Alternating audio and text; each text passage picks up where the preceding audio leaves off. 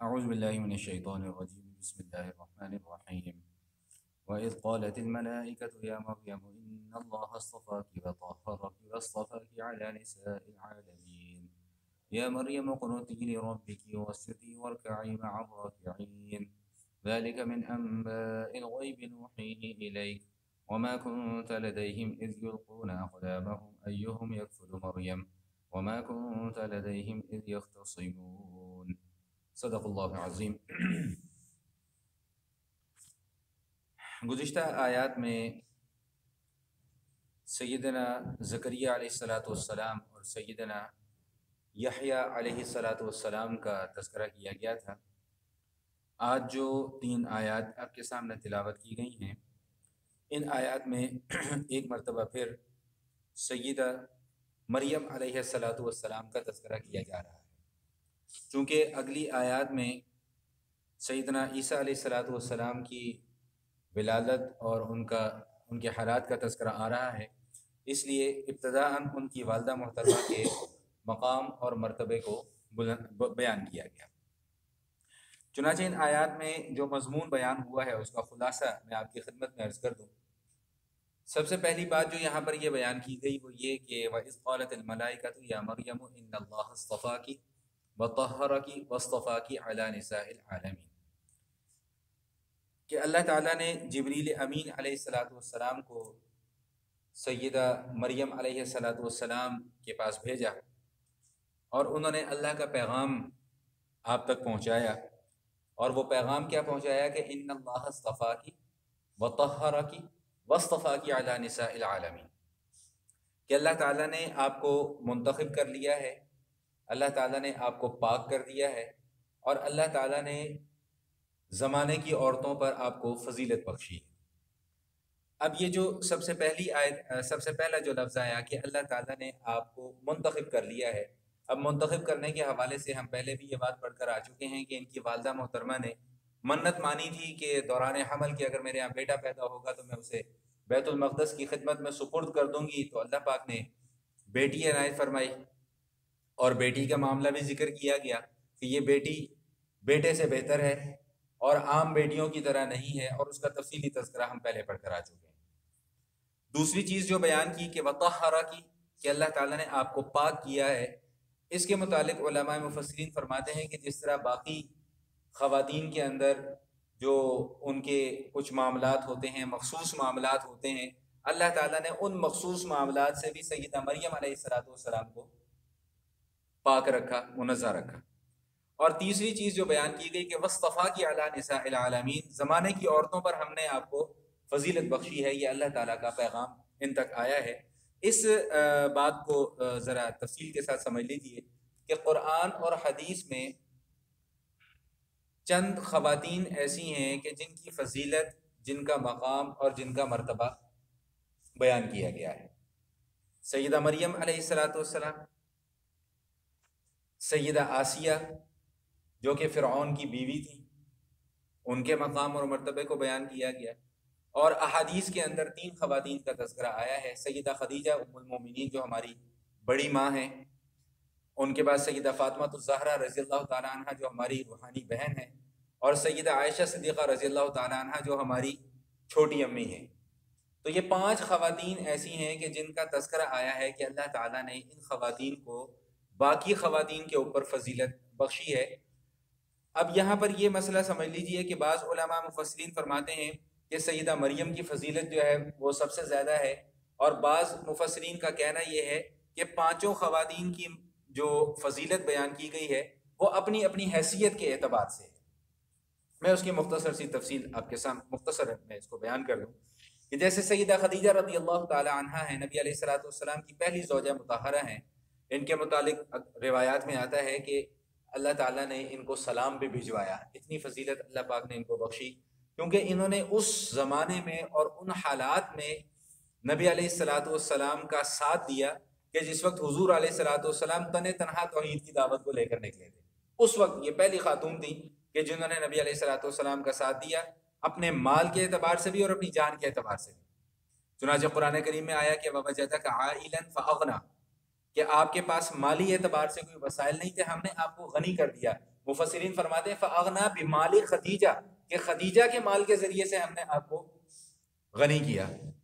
اور ظاہری سی بات ہے کہ نبی علیہ الصلوۃ والسلام کی زوجہ بھی تھی. جب تک یہ حیات رہی حضور علیہ الصلوۃ والسلام نے کوئی دوسرا نکاح نہیں فرمایا. نبی علیہ الصلوۃ والسلام کی جتنی بھی اولاد ہوئی سب انہی کے بطن سے ہوئی، اور خواتین میں یہ پہلی خاتون تھیں کہ جنہوں نے حضور علیہ الصلوۃ والسلام پر ایمان قبول کیا. اس حوالے سے ان کی اپنی فضیلت بیان کی گئی ہے. سیدہ فاطمہ الزہرا نبی علیہ الصلوۃ والسلام کی سب سے پیاری صاحبزادی، اور بھی صاحبزادیاں ہیں، ان کی بھی اپنی اپنی مقام اور مرتبے پر فضیلت ہے. سیدہ فاطمہ رضی اللہ تعالیٰ عنہ کی فضیلت کو بھی بیان کیا گیا. حضور نے مختلف مواقع پر مختلف احادیث بیان فرمائی ہیں. مثال کے طور پہ مفہوم ہے کہ ایک موقع پہ ارشاد فرمایا کہ فاطمہ جو ہے وہ میرے جگر کا ٹکڑا ہے. جس چیز سے اس کو تکلیف پہنچتی ہے اس چیز سے مجھے بھی تکلیف پہنچتی ہے، جس چیز سے اس کو راحت پہنچتی ہے اس چیز سے مجھے بھی راحت پہنچتی ہے. اور اپنے مرض الوفات میں نبی علیہ الصلوۃ والسلام نے سیدہ فاطمہ رضی اللہ تعالیٰ عنہ کو یہ بات ارشاد فرمائی تھی کہ کیا تو اس بات پر راضی نہیں ہے کہ تو خواتین کے اندر جنت میں خواتین کی سردار ہوگی. اس حوالے سے مجھے ایک روایت اور بھی یاد آ گئی کہ مرض الوفات میں نبی علیہ الصلوۃ والسلام نے سیدہ فاطمہ رضی اللہ تعالیٰ عنہ کو اپنے پاس بلایا اور کان کے اندر کوئی بات کہی. تو جب کان کے اندر کوئی بات کہی تو انہوں نے رونا شروع کر دیا. تھوڑی دیر کے بعد پھر حضور نے پاس بلایا، پھر کان کے اندر ایک بات کہی تو پھر انہوں نے ہنسنا شروع کر دیا. اب یہ ماجرا سیدہ عائشہ صدیقہ رضی اللہ تعالیٰ عنہ دیکھ رہی ہیں. تو سیدہ عائشہ صدیقہ رضی اللہ تعالیٰ عنہ نے سیدہ فاطمہ سے پوچھا کہ آپ کی اور آپ کے والد کے درمیان میں کیا گفتگو ہوئی ہے؟ ہم نے کہا جی ہماری راز کی بات ہے، ہم نہیں بتاتے. نہیں بتایا. نبی علیہ الصلوۃ والسلام کا انتقال ہو گیا. انتقال کے بعد پھر سیدہ عائشہ صدیقہ رضی اللہ تعالیٰ عنہ نے ایک مرتبہ پھر ان سے پوچھا کہ وہ جو آپ کی درمیان میں بات ہوئی تھی وہ بات کیا ہوئی تھی؟ میں نے کہا اب میں آپ کو بتا دیتی ہوں. میں نے کہا پہلی مرتبہ حضور نے مجھے بلایا تو حضور نے یہ فرمایا کہ میں اس دنیا سے اب رخصت ہونے والا ہوں. تو میں غمگین ہو گئی اور رونا شروع ہو گئی. پھر تھوڑی دیر بعد حضور نے میری تسلی کے لیے مجھے یہ بات ارشاد فرمائی کہ میری اولاد میں سب سے پہلے تو میرے سے آگے ملے گی. چنانچہ روایات میں آتا ہے کہ نبی علیہ الصلوۃ والسلام کے انتقال کے 6 ماہ کے بعد سیدہ فاطمہ الزہرا رضی اللہ تعالیٰ عنہ بھی اس دنیا سے پردہ فرما گئی تھی. یہ ان کی فضیلت بیان کی گئی. اور بھی بہت ساری روایات اور بہت ساری احادیث آتی ہیں. سیدہ آسیہ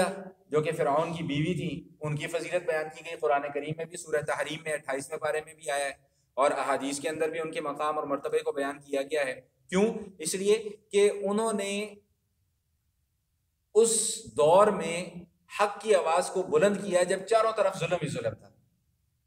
فرعون کے سامنے جو بھی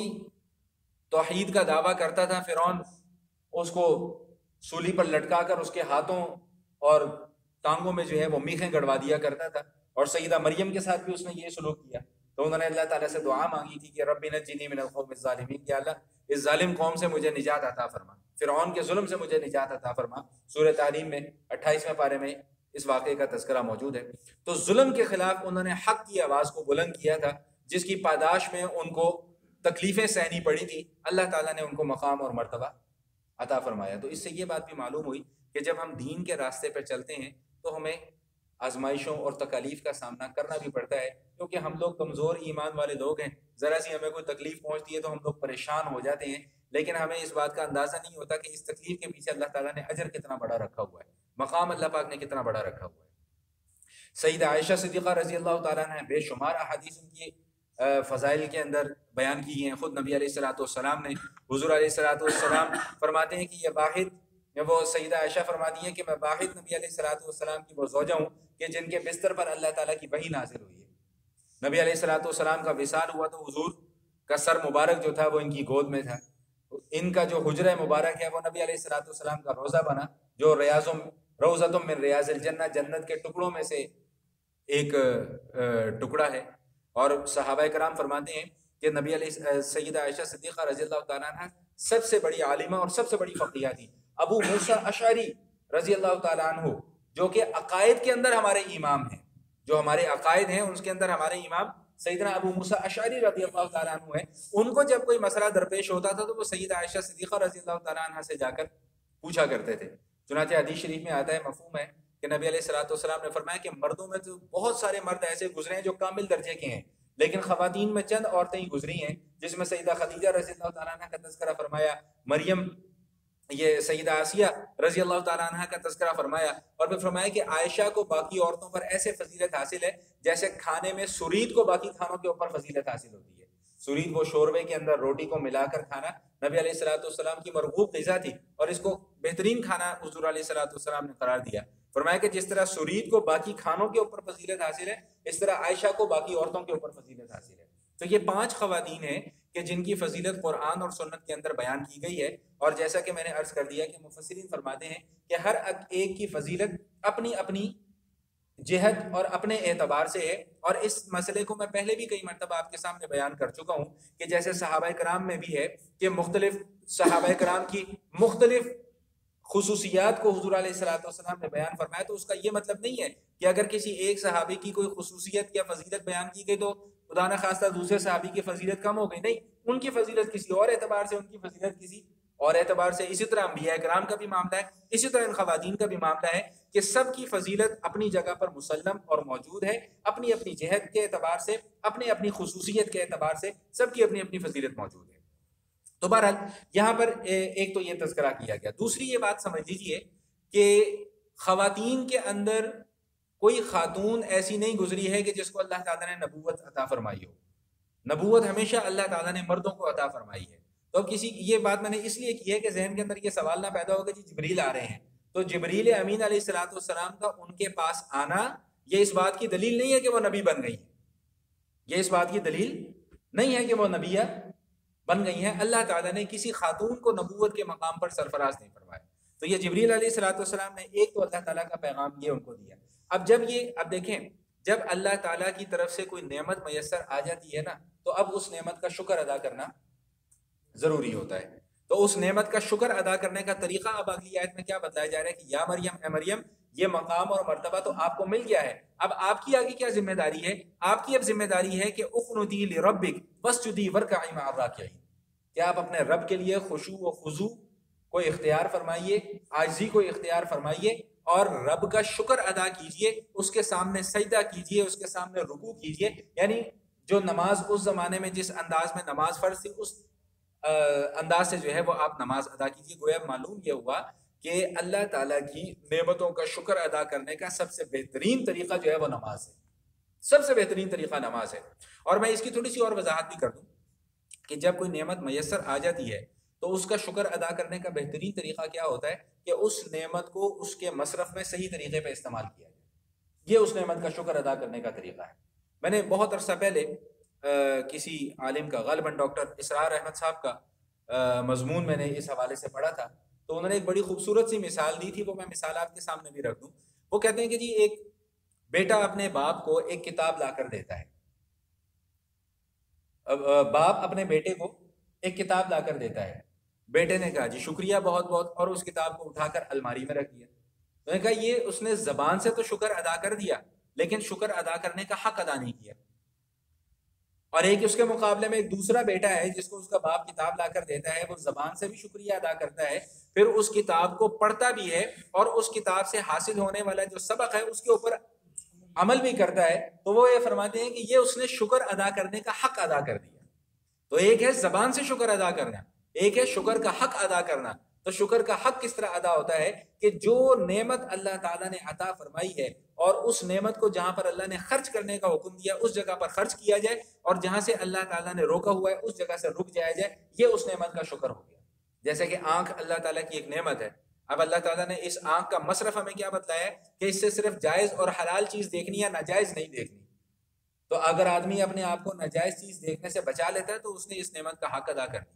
کان اللہ تعالیٰ کی نعمت ہے، اللہ پاک نے عطا فرمایا کہ بھئی اسے ناجائز چیز نہیں سننی، حرام چیز کو اس سے ان کانوں سے نہیں سننا۔ تو اگر کوئی آدمی اپنے آپ کو ان کانوں کو حرام سننے سے بچا لیتا ہے تو اس کا معنی یہ ہے کہ اس نے ان کانوں کا حق ادا کر دیا ہے، شکر ادا کر دیا ہے۔ تو بہرحال پہلے تو نعمت عطا کی گئی، پھر اس نعمت کا شکر ادا کرنے کا حکم دیا گیا، اور اس میں ہمیں بھی یہ تلقین کر دی گئی، پڑھنے والوں کو بھی یہ تلقین کر دی گئی کہ بھائی جب بھی اللہ تعالیٰ کوئی نعمت عطا فرمائے تو اس نعمت کا شکر ادا کرنا یہ ہماری ذمہ داری ہے۔ ایک حدیث شریف کا مفہوم ہے، اللہ تعالیٰ کمی بیشی معاف فرمائے، کہ نبی علیہ الصلوۃ والسلام فرماتے ہیں کہ اگر دنیا جہان کی کسی شخص کو کوئی نعمتیں دے دی جائیں، دونوں زمانوں کی، دونوں جہانوں کی نعمتیں کسی شخص کو دے دی جائیں، اس کے مقابلے میں ایک آدمی ایسا ہے کہ اس کو ایک دنیاوی نعمت ملتی ہے اور وہ الحمدللہ کہہ دیتا ہے اس ایک نعمت کے ملنے پر، تو یہ اس کا الحمدللہ کہہ دینا دنیا اور آخرت میں ملنے والی نعمتوں میں سب سے بڑی نعمت ہے۔ گویا کہ اللہ تعالیٰ کا شکر ادا کرنے کی توفیق ہو جانا یہ بھی اللہ تعالیٰ کی نعمتوں میں سے ایک نعمت ہے۔ لا حول ولا قوت الا باللہ، کہ گناہ سے بچنے کی بھی طاقت ہمارے بس میں نہیں ہے، نیکی کرنے کی بھی طاقت ہمارے بس میں نہیں ہے، الا باللہ، سوائے اس کے کہ اللہ تعالیٰ توفیق دے دے۔ اسی لیے اس کلمے کو لا حول ولا قوت الا باللہ کو فرمایا کہ جنت کے خزانوں میں سے یہ نازل کیا گیا ہے، عرش کے خزانوں میں سے یہ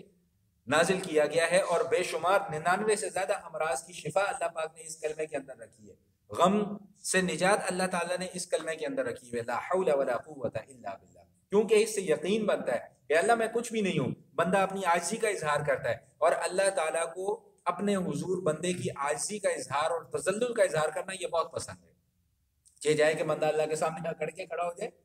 تکبر اللہ کو پسند نہیں ہے، عاجزی کا اظہار کوئی بندہ کرتا ہے تو وہ اللہ تعالیٰ کو بہت پسند ہے۔ تو بہرحال نعمت کا تذکرہ کیا گیا کہ مریم آپ کو یہ نعمت دی جا رہی ہے، اور اس کے بعد ان نعمتوں کا شکر ادا کرنے کا حکم دیا گیا، اور شکر ادا کرنے کا طریقہ کیا بتایا گیا کہ آپ اللہ کے حضور عاجزی کو اختیار کیجئے، اور نماز کی ادائیگی جو ہے وہ آپ کیجئے، تو آپ نعمت کا شکر ادا کرنے والے بن جائیں گی۔ پہلی 2 آیات میں تو اس مضمون کو بیان کیا گیا۔ اب اس سے جو اگلی آیات آ رہی ہیں ان میں سیدنا عیسیٰ علیہ السلام کی ولادت کا تذکرہ کیا جا رہا ہے، لیکن اس سے پہلے درمیان میں ایک بڑا اہم مضمون بیان کر دیا گیا، چونکہ ہم پہلے بھی یہ پڑھ کر آ چکے ہیں کہ اس سورت کی جو ابتدائی 80 آیات ہیں وہ عیسائیوں کا جو وفد آیا تھا اور انہوں نے جو مناظرہ کرنا چاہا تھا اس کے جواب میں یہ آیات نازل ہوئی تھی۔ اب یہ عیسائی اور یہودی جو تھے وہ ان سارے کے سارے تاریخی حقائق کو جانتے تھے، ان سارے کے سارے تاریخی حقائق کو جانتے تھے، مریم علیہ السلام کے مقام اور مرتبے کو بھی جانتے تھے، عیسیٰ علیہ السلام کو بھی جانتے تھے، زکریا علیہ السلام، یحییٰ علیہ السلام کو بھی جانتے تھے، موسیٰ علیہ السلام ان کی تعلیمات کو بھی جانتے تھے۔ اب نبی علیہ السلام کی زبان سے یہ سارے کے سارے اعلانات ہو رہے ہیں، حضور علیہ السلام کی زبانی ان سارے واقعات کو بیان کیا جا رہا ہے۔ یہ اس لیے بیان کیا جا رہا ہے اور نبی علیہ السلام کی زبانی اس لیے بیان کروایا جا رہا ہے کہ دیکھو اس نبی کے متعلق تو تم جانتے ہو کہ اس نے کسی سے پڑھنا لکھنا سیکھا نہیں ہے، نہ یہ نبی کسی قصہ گو کے پاس گیا ہے کہ اس سے جا کے اس نے قصے سن لیے ہوں، نہ یہ نبی کسی استاد کے پاس گیا ہے کہ اس سے جا کر اس نے توریت یا انجیل کے کچھ نسخے جو بچے بچائے تھے وہ اس نے پڑھ لیے ہوں، نہ یہ نبی ویسے کسی کی شاگردی میں گیا ہے، تو اس کے باوجود وہ سارے حقائق جن کو تم بھی مانتے ہو وہ اس نبی کی زبان سے ادا کروائے جا رہے ہیں۔ کیوں ادا کروائے جا رہے ہیں؟ اس لیے کہ تاکہ تمہارا ایمان اس بات پر پختہ ہو جائے کہ یہ نبی سچا نبی ہے، تمہارا ایمان اس بات کے اوپر پختہ ہو جانا چاہیے۔ اور اللہ تعالیٰ نے بڑے خوبصورت انداز میں یہاں پر بیان کی ہے اس بات کو، ذالک من انباء الغیب نوحیہ الیک، کہ محبوب صلی اللہ تعالی وسلم یہ جتنے بھی ہم واقعات آپ کو بیان کر رہے ہیں، غیب کی خبریں بیان کر رہے ہیں، یہ ہم نے آپ کی طرف وحی کی ہیں، آپ خود سے نہیں ان چیزوں کو جانتے تھے، آپ کے پاس علم غیب نہیں تھا، آپ خود سے نہیں جانتے تھے، یہ ہم نے آپ کو بیان کی ہیں۔ اور اللہ تعالیٰ نے اس کی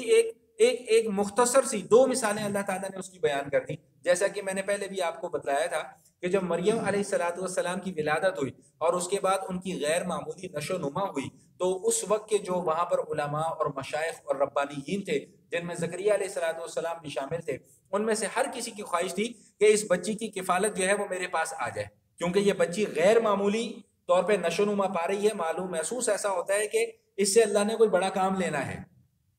یہ نہیں ان کو پتا تھا کہ آگے جا کے ایک جلیل قدر پیغمبر کی ماں بننا ہے اور ایک معجزاتی طور پر اس بچے کی پیدائش ہونی ہے۔ تو اب سب کی جب خواہش ہوئی تو انہوں نے کہا جی چلو قرآن دازی کر لیتے ہیں۔ جب قرآن دازی کی گئی اور قلموں کے ذریعے سے قرآن دازی کی گئی تو نام جو ہے وہ زکریا علیہ السلام کا نکلا۔ تو اللہ تعالیٰ یہی بات بیان فرما رہے ہیں کہ جب وہ مریم علیہ السلام کی کفالت کے معاملے میں قرآن دازی کر رہے تھے، آپ تو وہاں پر موجود نہیں تھے، لیکن اس واقعے کو آپ اپنی زبان سے بیان کر رہے ہیں۔ تو ان بے وقوفوں کو عقل اور سمجھ آ جانی چاہیے کہ یہ نبی جھوٹ نہیں بولتا، یہ نبی اپنی طرف سے باتیں بنا کر نہیں لا رہا، کیونکہ سب جانتے تھے کہ حضور علیہ السلام نے اپنی 40 سالہ زندگی میں کسی سے پڑھنا لکھنا نہیں سیکھا تھا۔ وما كنت لديهم اذ يختصمون، جب وہ آپس میں جھگڑ رہے تھے اس وقت بھی آپ وہاں پر موجود نہیں تھے، تو پھر آپ کو یہ پتہ کیسے چلا؟ فذلك من انباء الغیب نوحیہ الیک، ہم نے آپ کی طرف یہ باتیں وحی کی ہیں، آپ کو علم غیب نہیں تھا، ہم نے آپ کو یہ باتیں بتلائی ہیں، تو آپ آگے ان لوگوں کو بتلا رہے ہیں۔ تو جہاں پر یہاں اس موقع پر نبی علیہ الصلوۃ والسلام کی فضیلت اور ان کے مقام اور ان کے مرتبے کو بیان کر دیا گیا، وہیں پر یہودیوں اور عیسائیوں کی زبان بندی بھی کر دی گئی کہ تم جو اس نبی کو ماننے سے انکار کر رہے ہو، مانتے نہیں ہو، اتنا بڑے حقائق آ جانے کے باوجود بھی اگر تم نہ مانو تو پھر یہ تمہاری ازلی بدبختی ہے، اس کے علاوہ اور کچھ بھی نہیں ہے۔ ان 3 آیات میں اسی مضمون کو بیان کیا گیا ہے۔ آئیے ہم ذرا الفاظ کی طرف توجہ بھی کر لیں۔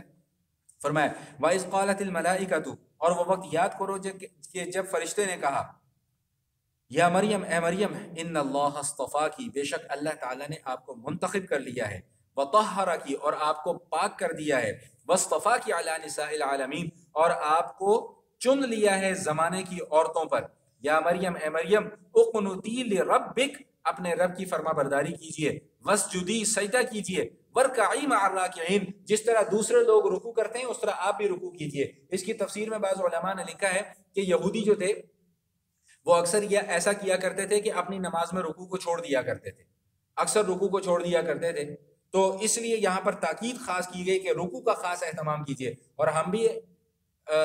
جو نماز ادا کرتے ہیں اس میں اکثر دیکھا ہے کہ رکوع صحیح طریقے سے ادا نہیں کیا جاتا، بہت کم جھکتے ہیں، وہ ایسا بس ہلکا سا کمر کو یوں ٹیڑھا کر لیا تو یہ رکوع نہیں ہوتا۔ رکوع کے اندر جھکنا اور کمر اتنا جھکنا کہ کمر جو ہے وہ بالکل سیدھی ہو جائے، یہ ضروری ہے، اس کے بغیر رکوع نہیں ہوتا۔ جب رکوع درست نہیں ہوگا تو نماز درست نہیں ہوگی، کیونکہ رکوع فرائض نماز میں سے شمار کیا گیا ہے۔ ذالک من انباء الغیب نوحی الیک، یہ جتنی بھی باتیں بتائی جا رہی ہیں غیب کی خبریں، نوحیہ الیک، اے محبوب صلی اللہ علیہ وسلم، ہم نے آپ کی طرف وحی کی ہیں۔ وما کنت لدیہم اذ یلقون اقلامہم ایہم یکفل مریم، آپ تو اس وقت وہاں پر موجود نہیں تھے کہ جب کہ یہ لوگ قرآن اندازی کر رہے تھے کہ مریم علیہ السلام کی کفالت کون کرے گا۔ وما کنت لدیہم اذ یختصمون، اور نہ ہی اس وقت آپ موجود تھے کہ جب یہ آپس میں جھگڑا کر رہے تھے مریم علیہ السلام کی کفالت کے حوالے سے۔ اور یہ مسئلہ بھی سماعت فرما لیجیے گا کہ قرآن اندازی کرنا جائز امور میں جائز کام ہے، جائز امور میں جائز کام ہے۔ احادیث کے اندر آتا ہے کہ نبی علیہ السلام جب کسی سفر میں جانے کا ارادہ فرماتے تھے تو ساری ازواج کے ناموں کا قرعہ نکال لیا کرتے تھے، تو جن کے نام کا قرعہ نکل آتا تھا ان کو پھر اپنے ساتھ جو ہے وہ سفر میں لے جایا کرتے تھے۔ وآخر دعوانا ان الحمد للہ۔